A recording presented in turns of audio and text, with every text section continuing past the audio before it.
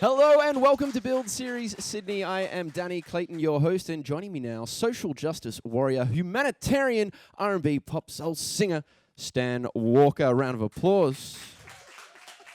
Mate! I've never had an intro like that. Look, I just wanted to start things off on good foot. Now it's all downhill from here. Look, it's been so long since I've seen you. And, I mean, to start things off on a positive note, happy birth week, mate. You know, 21. Yeah, I know. So good. Yeah. I look 16 right now, Shane. Nah. I remember when I had my first beer. How'd you celebrate? I flew and I worked. Nice. And just, nobody did anything for me. They all hate me. That sounds awful. Nah. Yeah, I flew. I just flew into Sydney and then had meetings all day. And then they got me a cake. One of those cakes that little kids, you break them. Oh, no way. And I didn't even know it was chocolate, but it broke it and had heaps of lollies. Yeah. Those lollies led me into a downward spiral, and I had a bit of a episode at the hospital. Oh, God. Had a sugar low, and I was having the sugar shakes. crash? I actually had a sugar low, and I was like, oh. You're The kidding. nurses came out. Oh, it was so dramatic. I was visiting, and it became about me. Like, I was visiting people who were going through chemotherapy. Yeah. And here I am, I need some attention. It's my birthday. I was Oh, gonna have a sugar gosh. low. Man, did you get any presents at least? You know? Yes, Sony, my label, they got me a present. That's the only one. That's it. Are you, do you celebrate? Do you celebrate birthdays? Like, this sounds really tragic. I mean, what's? Well, when you get older, you know exactly what you want. So I don't really care about happy birthdays. I just want a present. Yeah. Is that selfish? No. I'm like, that's nice. You're saying happy birthday, but you're gonna give me a present. Yeah. Like that, I just want a present. Yeah. Look, if I were to buy you something, Like a right sport now, little brat, eh? like you do sound like a brat. Like I know, if I could buy you something right now for your birthday, what would it be? What's that one horse. thing you want? A horse. Yeah. Okay, I'll write that down Stallion. really quick. I want to go back. To I think the first times I met you was in 2009. So this is like early days. Wow. And I remember the first time I saw you do anything, and it was Idol days, and it made me want to talk to you about the journey that is Stan Walker, because you were nervous as hell. You could, even doing interviews and performing. I remember that one of the things that you struggled with back then was nerves. And now we look forward and we watch. It's almost like watching a different person. When do you think that those nerves, which racked you originally, when do you think those dissipated? I don't know. I still get nervous here and there. Different when I sing. But I don't know. You just kind of grow into yourself, and obviously I was still discovering. I started out as a singer, not an artist, and then I had to discover what I wanted, who I was in this new space, where I wanted to go. I knew, I had my vision and I knew my purpose, but I was like, what does it look like? What do I sound like? What is my sound?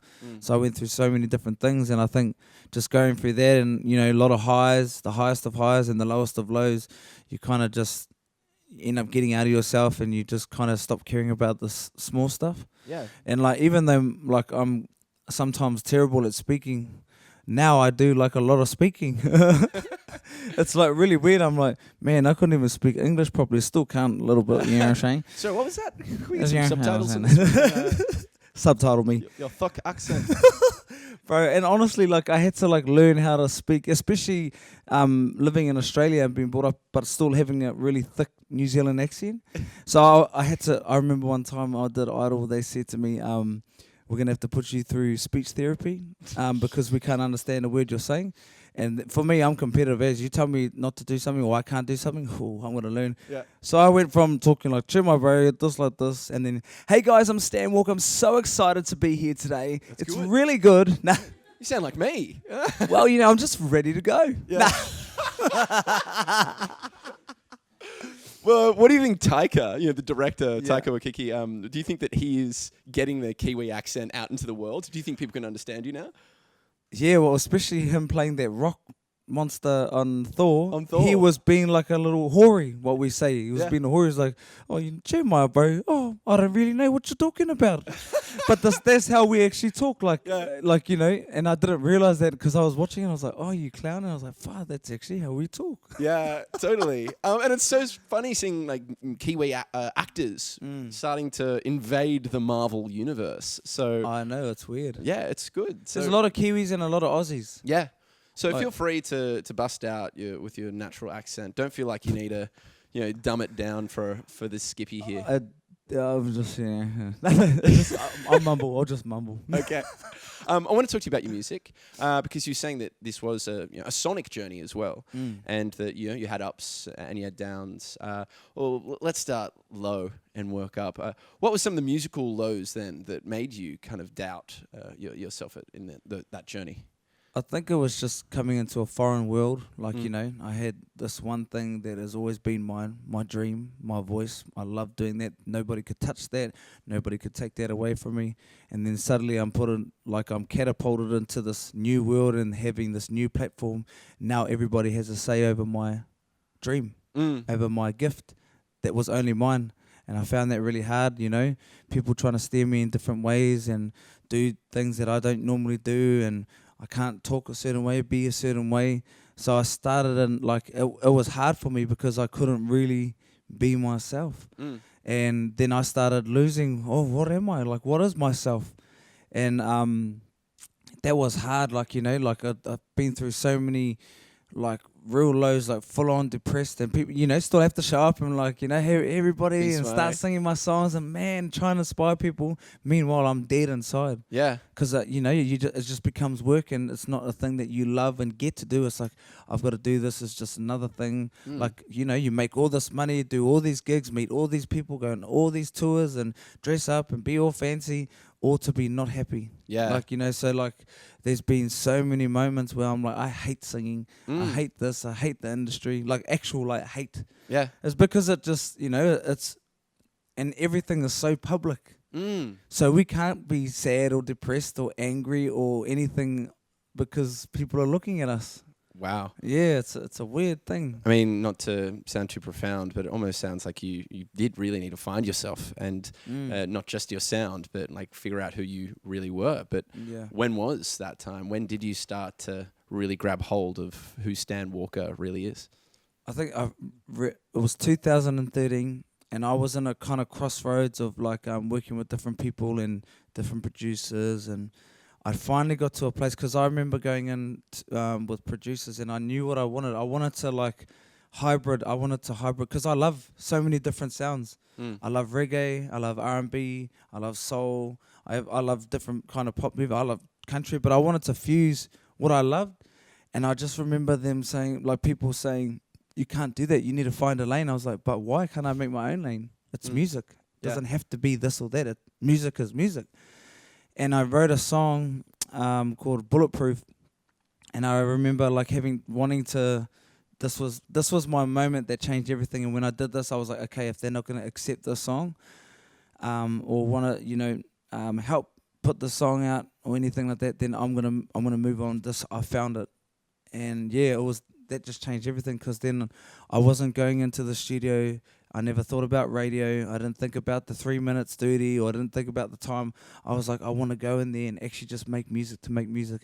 If it's nothing, then it's nothing. But at least we're getting to the place of, process, going through the process of just actually enjoying making music, rather than thinking, oh, that's not hooky enough, we need to have a chorus like this.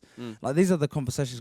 At the end of the day, we want to make some shmoney too. You know, people want to make shmoney, but I want to always go in not thinking about any of that but music. And so, 2013, it was when I went over. I was an X Factor judge in New Zealand, and I was mentoring all these kids and telling them, and I was like, far out, I can't even do that for my own self. And I was just like, man, I'm not going to do this no more. I'm going to take a hold of everything. And because I know now for the first time what it sounds like, what it looks like, and everything. Yeah. So if you could go back and talk to yourself, so you right here, if you could go back and grab yourself as you first embarked on this journey, what would you say to yourself? don't dress like you've dressed. Don't do your hair like that. Don't talk like an idiot. And I think just trust my gut. I don't have a gut anymore, but Yeah. I wasn't going to talk about it. But when I first met you. Back then, trust your gut. Yeah. Soon you won't have one. You'll be skinny forever. Never have to go on a diet again. Oh my God. Gallows humor. Well, gosh, I mean, because you look great. Thank you. But of course, I mean, you have had some very serious health issues. I mean, following your journey has been very, very, it's powerful. And I just watched the trailer for the upcoming movie based on your struggles, just called Stan. And I mean, it gave me shivers. So naturally, for the people that don't know, you've had very, very serious cancer in your stomach. You had to have it removed. Yeah. Can you take us back to that first moment when you first found out that diagnosis and how it made you feel?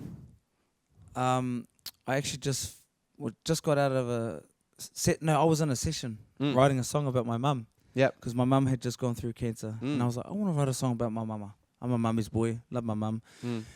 And I was talking about all the struggles, and she just, through everything, our whole life, she's never run out of love. She's been the first example of unconditional love. And I was writing the song, and she rang me up, and she's like crying. I was like, what? Because she was annoying me. She was interrupting my session. I was like, what, man? And she goes, Stan, I was like, what? I was so impatient. And she goes, I think you got cancer. And I was like, well, you think yes or no? I don't know. The doctor said you might. I was like, well, ring me back if I do or not. And then I went back and said, like, this is honest to God. This is exactly what happened. Anyway, she rang me back an hour later. And she goes, oh, Stanley, you have cancer. And I was like, really? Oh, that's trippy. And I was like, and then we just started laughing. I was like, so I got like the cancer. Like, that word is like such a big word. C, yeah. And I was like, oh, that's trippy. I was like, oh, well, jeez, here we go. Like I never cried once. I never felt bad. I was tripped out like, cancer. That's cancer. I've got cancer. And I didn't know what to do. I was just like, cancer. How can you make a cancer diagnosis humorous? I don't know. Well, it was just so weird. When I found out my mum had cancer, my whole life was dead. Like, honest to God, I was like, I remember, like, I went and was with my mum, and because I'm my mum's right-hand man, so I had to take care of everybody, I had to get everybody in line, because everybody made it about them. They're all dramatic. I come from a dramatic family. Yeah. And, we all know it all was dramatic, but they dealt with it in their own ways, but it wasn't about my mum. It was about them. And so I was just like, get your stuff together. But every night I would wait for everybody to go to sleep, and I'd go in the toilet and just cry. And I remember just like praying. I was like, God, don't you dare take my mum away from me. I was like, I'm done. Like, I don't even think I would be able to function. I would probably stop singing. Like, that's how bad, like, my mum's everything. So that was hard. Then me, I'm like, oh, that's trippy. And she's crying. Oh, wow. And I'm like, man, stop crying. Like, Yeah. and then we just laughed together, but I know it was hard for her. Like, a parent, my mum always says, she goes, a child should never go before their parent. Of course I'm going to be like, but yeah, so that was a big shock. And she just had cancer 8 months before, so it was like one after the other. And I was like, oh. I mean, because it's a complicated situation in your family. I believe that there is this particular gene, the CDH1, which runs in your family, and it makes people much more likely to get cancer. I think it's 4 out of 5 people with this particular gene. And this is something that's been in your family tree for quite some time. With that knowledge, before you were diagnosed, did that loom over you? Was that something that you thought about at all?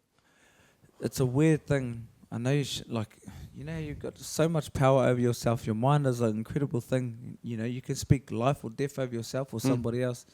I kind of always like, I feel like I'm going to get cancer. And I used to say that all the time. Just because I was like, oh, yeah, found out I had the gene. And because I've seen it so much, I think that's why it didn't hit me hard. Yeah. It didn't even really hit me. Yeah. It was just a shock because it's that cancer. Like, that's, it's a freaky thing. But, yeah, I just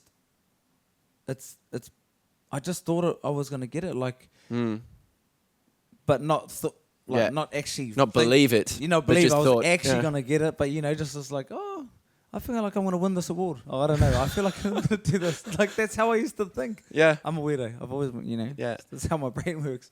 But yeah, it was. I don't know. That it was a shock and not a shock. Yeah, and fast forward to, I mean, getting treatment. I've only seen snippets, but it seems like an incredible ordeal. So, I mean, what happened? What was that like? Well, I was supposed to get the operation the next month, but I was like, oh, I've got to work. So I pushed back a whole month, and my family wasn't happy with that. But I was like, no, I've got like commitments, and I've already dedicated myself to this, and I don't know how long I want to be out, so I need to make that money because I got to pay bills.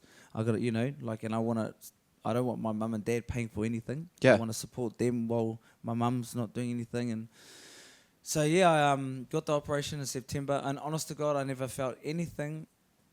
I didn't. I was just like, they were like, took me through all these different processes. I had all these tests and CT scans, and the scary ones where you're in like that little tube. Oh, I hate that. Like, yeah. I was like getting claustrophobic. I was like, oh my God. And they're like, stay still. I was like, I can't. And because I binged eat too. Oh my God, I was eating takeaways like 4 times a day. Oh dear. I got fat. Yeah. Like I was never fat. I've always been like solid and chunky. Oh, you were a big boy. Oh, well, I got big, like, because my normal weight was like 89, 90, and I got to 102. Never been 100 in my whole life. Really? Yeah. Yeah. And anyway, I was a big boy. Yeah. So I was like, I just remember just laughing about how fat I got, and I was like, I looked like I was swollen, like I got stung by 1,000 bees. Yeah. Like, and it wasn't until I woke up, I was like, oh my God, this is for real. After I got my stomach out, and I looked down. I remember looking down. I was like, I'm still fat. I was like, because I said to him, I was like, man, I'm gonna have a big stomach now. So I always thought my stomach was down there. I didn't know that the stomach was up there. And I was like, and when I was talking to my surgeon, he goes, I did take a little bit of fat out, and I was like, where? Where? I have no stomach, and he took fat out. I was like, where did you put it left? Nah, he left it, and I'm sure he did. You did it on purpose. But it was like, I woke up, I was in so much pain, and I was like, couldn't breathe. And I got this photo. I don't know where my phone is, but there's this. I'll show you after this. There's a photo of me like dying and getting a photo. I was like, because I wanted to see myself. Yeah. And my mum's at the back going like this, and I'm like plugged up and everything like that. I'm like, look like, oh man, it's hilarious. But it was sore. Yeah. It was just painful. Like I had holes in my body. Yeah. I mean, they took out your stomach. I mean, how do you survive without a stomach? I don't know. Like everything. I never anticipated I'd laugh so much during this. When photosynthesis is but you're outside of the sun, just watering yourself. It's like got your feet in soil. Man, honestly, I don't know. Like the body is so incredible because it it overcompensates for it just gets back into action and just keeps going. Yeah, I mean, but what does this mean for you moving forward? Like, how's your life changed when it comes to your health and eating and all that kind of stuff? I'm genuinely fascinated. I don't know how you work. Yeah, well, so a lot of my family who've got their stomachs out, they're normal. Like, they eat like fat pigs and they're skinny as. Like, but for me, I had different, because I had a lot of complications, and so I had a few different operations and procedures that stopped me from, my body has forced me to be healthy, even though sometimes I'm not. I can't eat too much dairy. It's like I'm gluten intolerant. What's the one with dairy intolerant? Celiac? No, dairy. What's the dairy one? Lactose intolerant. Yeah. Lactose. Thank dairy you guys. intolerant. I knew I had you here for a reason. So lactose intolerant, can't eat greasy food. Don't go to America, hey. I know. I'm like, honest to God, it's painful because I love eating and I love eating fast and I love eating heaps. Like, I can't eat fast. I have to take my time and I'll get sick. Before I was thinking, I wonder if I'll spew up on stage because I ate too fast because the rap was so yum. But yeah, like I'm forced to be healthy. Funny enough, I have more energy and more. I think maybe because I'm skinny, my body just moves a bit faster than it did. Yeah, it's less of you to move around. I was like, nah. But I used to look like a rugby player dancing and singing on stage. Yeah. But now I'm like, I'm skinny. Yeah. I look good. I'm like Chris Brown and stuff. Nah, but like, yeah, It's I definitely I have to get shots, B12 shots every 6 weeks, and I didn't even know what B12. Never even heard of that. I was like, why do I need that? And they're like, well, if you don't take it, you'll die. And I was like, oh, okay. So, okay. So that's a thing. Never heard of that before. So that's what happened in the hospital. Had a sugar low, and then the lady came out and gave me a B12 shot. You're back on. And I was like freaking. I was like, oh, don't show me the needle. Show me the needle. Oh my God, is that the needle? Don't show me the needle. I still can't do needles. You know, it's the secret to Iggy Pop's long career. Every time he goes out on stage, B12. He has a nurse that travels around the world with him and gives him a B12. Yeah. Yeah, I get it in the bum sometimes. I got it in the bum. Oh my God! In the bum cheek. And that's the line, everyone. That's the line. The needle. The B12. God, everything sounds bad. Whoa. You know, my girlfriend's gonna watch this and go, "You're an idiot." Okay. I mean, let's talk about your girlfriend, Alex. Yes. How important was she during this process? I mean, this seems like a pretty serious ordeal. Was she a good girlfriend? I just met my girlfriend straight after. You're kidding? Yes, literally straight after. And I never told her. I don't want nobody to know. End up telling her because I ended up drinking. And like when I drink, I just talk a lot, and I was blabbering my mouth. I was like, "Oh yeah, I had cancer. That's why I'm skinny." Anyway, don't judge me. Yeah. But she's actually been the I probably would have. She's just amazing, eh? She keeps me on my toes. She always, especially with my health, because I'm like a naughty little kid, honestly, and I love it. I love being disobedient and naughty. You tell me don't do that, I'm gonna do it. Don't touch that, I'm gonna touch it. Yeah. But like, I take for granted my health, and because I just want to move on and do everything that everybody else is doing, but I can't eat the way that people eat and do that. So she is actually my biggest support and help, and like she growls anybody in my family, my friends. They don't like it. They're like, oh, what does she know? But she's the only one really who says when they're gonna help me. Like if I say, my mum will be like, oh yes, you shouldn't be doing that. Then I'm like, oh, just one. She goes, oh okay, we'll have one. Yeah. But she would never do that to me. Yeah. She would always like, hell no, you're having that. You already know what you're like. You're gonna spew up. Just let me have a little bit. Go do it then. Yeah, spew up. And no, it doesn't feel sorry for me. Now that you got your soapbox moment, is there anything you'd like to say to Alex? I love you, girl. Ah, there we go. That's the one I wanted to hear. Love you, baby boo. Nah. Nah, she's amazing. She's honestly, and she's so yummy. Have you seen her? Like, damn, girl. I'm not allowed to. No. I mean, yeah, it is. No remarks. She makes me feel big too because she's little as well. And I was like, how am I ever going to find a woman that's going to be... So I was like, oh, they're all going to be bigger than me. But I feel like a man around her. Yeah, nice. Look at me, hun. So I never anticipated I'd laugh so much in a conversation about cancer. But look, moving on, I mean, yesterday you were involved in War for Ward. Yep. This is the Sony Foundation's incredible fundraising for children's cancers. Yep. I just love that organisation. They do such a great job. You were performing with Tones and I. Samantha Jade, it was good to see you guys hanging out again. Yeah, I mean, how did that feel to be someone that wasn't just supporting this organisation, but someone that has gone through that journey and then be able to talk to and meet kids that are going through this similar journeys? I don't think that I would care so much because when I'm done with something, I'm done with it. Yeah. Like I don't want to be put in you're a person that had cancer. I'm like, no, that was ages ago. Like people ask me, how are you? I'm like, oh. I get so annoyed, but I know that some people are just finding out and they're like, how's your health? I joke and I'm like, oh, I'm dying. Just because like I've dealt with it. And I didn't think that I was going to feel a type of way or like I had when I started meeting all these kids, and I was like, far out. I remember now. Yeah. I think because I never wanted to go back to that place. I hate hospitals. They make me feel like, give me anxiety. It's yuck. But when just meeting them all and knowing that, oh my gosh, we actually need these UCAN centres so that they can have a break from the noises of the beeps of the machines, these four walls, and like you can be in hospitals with people that look like they're dying and it just doesn't make you feel any better about yourself, and the smells are yuck. And then these what we were fundraising for is these centres where it feels like you're at home. They got like PlayStations and media rooms and kitchens and outdoor areas. It's full of colour, it's full of life, like there's so many games that you can play, like it feels like you're at home. And that's something that I didn't have, and I don't want other kids. The first experience that I had with seeing somebody young, like me and my cousin, same age, we were 16 and he was dying of cancer, and I watched him die of cancer and spend his last days in a hospice, a grey hospice with old people, no colour, no life, no nothing. And I was like, I go, you're already dying, but what a way to die. Yeah. How depressing is that? Like, that's your last moments. And this, so... Yeah, just being there, supporting them, and just hanging out with them, and just seeing their stories. Like yesterday, we were like trading stories. I was like, "Oh yeah, you went at this," and this other girl comes, she goes, "Yeah, we got no stomachs." I was like, "Yes."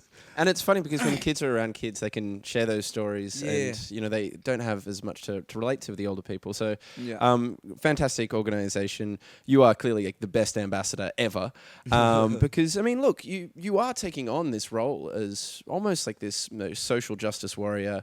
You're fighting for land rights for First Peoples as well. And reading about this, it's some really powerful stuff. I saw your performance over back in New Zealand. Yeah. Can you tell us a little bit about what's happening? It seems like there's developers trying to take land away from the Maori people. Yeah, it's not a hard thing. It's very simple. It's very black and white what is happening. The developers who have bought into the land, it's not actually their fault. Yeah. It's the people who had the land before that. It was confiscated because the Crown wanted to just take this land for themselves. And, there's a lot of... And it happens here as well. It's the same thing that happens here, happens in America, happens everywhere. Well, just get over it. Yeah. Or, we worked hard for our land and this... Just get over it. I was like, this is basically it. You've got land I want. I'm going to tell you to get off. If you don't get off, we're just going to burn your house down, burn yous down, and we'll leave somebody alive, and then tell your great-grandkids to get over that. That's what it is. Well, you can try, Stan, but if you come to my house, I'll know what you're up to. You shouldn't have told me your plans. Like, that's actually what it is. And then they're making it legal. So that's legal. They made it legal in those days, and it's happened all over the world with First Nation people. Yeah. And, that's colonization and everything like that. But, like, we're fighting for the right. It's not like we own the land. It's... You're actually depriving us of part of who we are. We're protecting that land, and they want to develop, but this land is never Yeah. I mean, Jacinta, sorry, I can't pronounce her name correctly. Jacinta Ardern is one of my favourite world leaders. She's amazing. She's a top-notch girl. If you were going to have a conversation with her, what would you say to her? I actually had a conversation because I've been. You did? Do you know the most amazing thing? Like, I messaged her we messaged each other on Instagram. No way. And I remember saying that I just didn't think, because I'm a little bit of a dir brain. Like, I just say what I say. Yeah. And I said, man, thank you so much for being the Prime Minister and the mother to our country, and such times like, when everything happened with the Muslim people in Christchurch. And I was like, man, you're a gangster. I was saying this, and she goes, oh, thank you so much. I don't think I've ever been called a gangster before. And I was like, you're a gangster. But I saw and I messaged her. I was just like, look, I couldn't even fathom or understand or begin to understand what it's like to be Prime Minister, because this is our issue here, and we want you to listen and hear, but you have the issues of the whole nation and the nations. So of course it's not just that simple, but I said the people would be encouraged just to see your face even if you didn't have a solution. And anyway, we did this event, and she beelined me. She saw me and she went through, and she goes, oh, hey Stan, how are you? Oh, how's your health? Everything like this. And then she goes, I just want to let you know that we are making progress and that we're still off, And she said to me, I was like, what do you need to tell me for? But I was like, yeah, Prime Minister told me. I was like, yes, Cindy, yes. Okay, bye now. Nah. Yeah. I was like, do better. Nah, but like...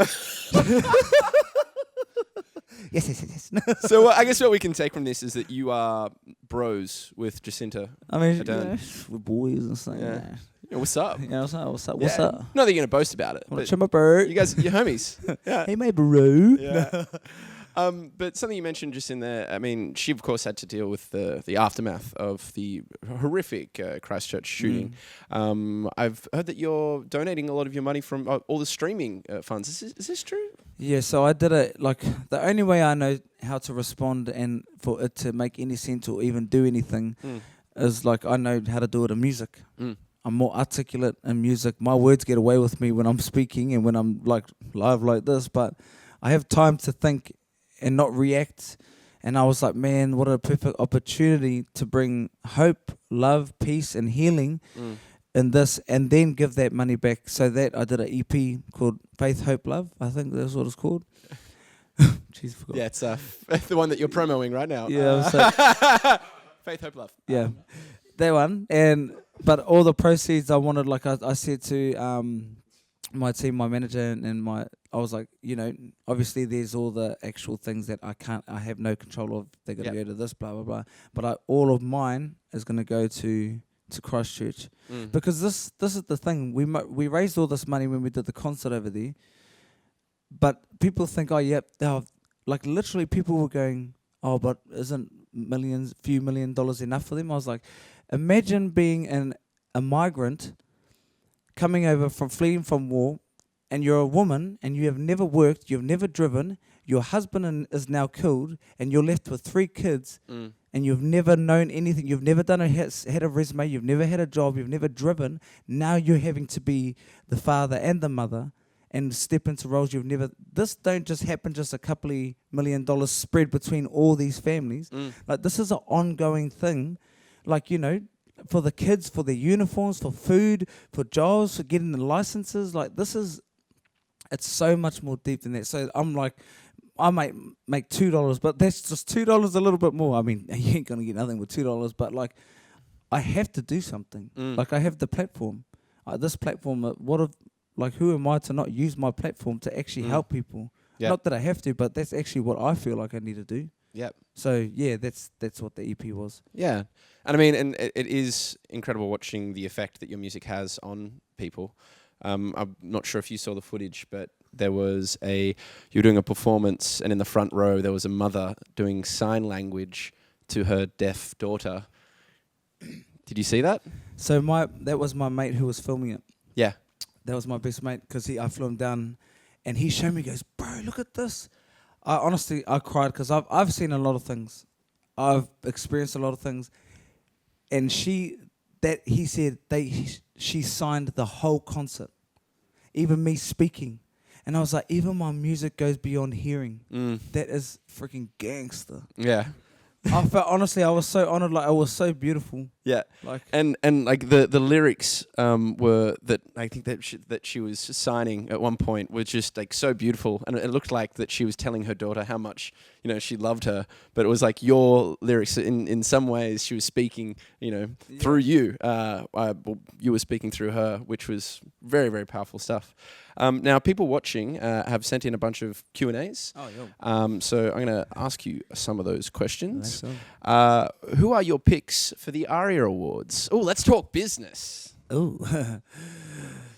Ooh. To be honest, I feel like Jess should just win every award. Yeah? Jess Malboy, I'm her biggest fan. Like, she's obviously my bro, but... Yeah. I didn't actually know who's nominated it, to be honest. Just Jess, actually. Just Jess. I think she's the only one. Award. Best R&B album, Jess. Best pop, Jess. Country, rock and roll, Jess. Rock, Jess. Electro, dance, everything, Jess. Okay, so that's good tip. What is your perfect environment for you to make music? Just perfect environment.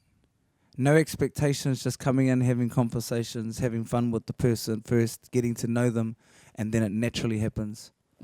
No expectation, but like... So that's like almost like... But what about physically, Oh, physically, I gotta have Coke Zero. Coffee. Oh, coffee all day, yes. Start with a coffee, actually. Even if it's at 5 o'clock in the afternoon, 10 o'clock at night, start with a coffee. Yeah. Double shot, latte? Flat white. Flat white. Macchiato? What do you do? Flat white, 2 sugars. 2 sugars? Sometimes I'm feeling dangerous. Come on. Double shot, triple shot. Holla. What does the perfect Stan Walker album sound like? Have you made it yet, or is it something you are still about to put out? I feel like all the songs the latest songs that I've released is Give and Choose, and then the songs I'm about to release are going to equate into an album as being the most perfect album for me that I've made thus far. Oh, was thus in the right way? Yeah. You can Thus roll with far. it. Yeah. Thus. Oh, it Thus. just sounds like I'm saying thus. Sounds a bit Shakespearean. Thus far. Yes. Sorry. So how important is diversity in the music industry? And do you execute this in your music? I think I am diversity in so many ways because I am everything that shouldn't, but is. Yeah. I came in already having to work twice as hard as everybody else, and I got told that because from the moment I started, even when I did Idol, I was told, literally, this is what I was told. To whom I will not. I'll try to use name and shame, Stan. You know you want but to. But I just, these were the words. You Polynesians think you can come in here and just sing, but you're all lazy. That's racist. Oh, yes, I'm saying, I know, but the thing is, that was the best thing that ever happened to me because he didn't know I was ready. I'm competitive. I want to win everything in life. Like, if we were going for the cup first, I want to win. Like, I want to drink faster than you, everything. But, like, so who said that? Somebody. Okay. But, yeah, so I feel like everything that I do, I'm very intentional from my video. I don't know if you've seen any of my video clips over the last 3-4 years. That's the ones that I've been directing, coming up with everything, editing. I'm very intentional about, like, you know, I could have wore a diamond necklace or diamond earrings, but this is my culture. This is my people. Why not represent that? Yeah, and that's a dog tooth. Yes, dog tooth. And that's a pig. Pig tusks. Pug. Bust. Oi, can't even talk. Anyway. There's dead animals on me. So to all the vegans, no, we didn't, you know, we probably actually, my papa ate that pig. Yeah. And then he kept it, so. That's very sweet. It's a lovely gift. Did you get that for your birthday? Happy birthday to me. You did get a present. I was like, where's my pig, Papa? Oh, he ran away. In my stomach. I mean, you did touch on the diversity, embracing Maori culture, because all your clips, feature such an array of great Kiwi talent. The dancers, even like the crew.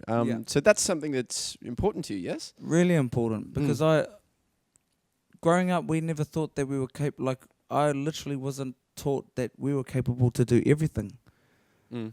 My dad said to me before I started singing, you need to get a real job.